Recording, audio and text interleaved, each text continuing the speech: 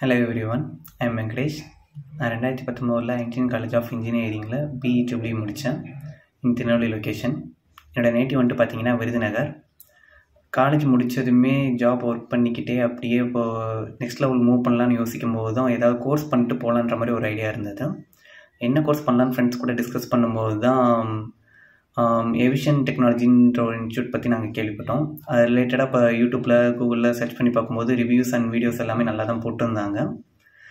சரின்ட்டு அதை பற்றி டேரெக்டாக அந்த இன்ஸ்டியூட்டில் கேட்கலாமேன்னு ஃபர்தர் கான்டாக்டடாக நாங்கள் கான்டாக்ட் பண்ணோம்.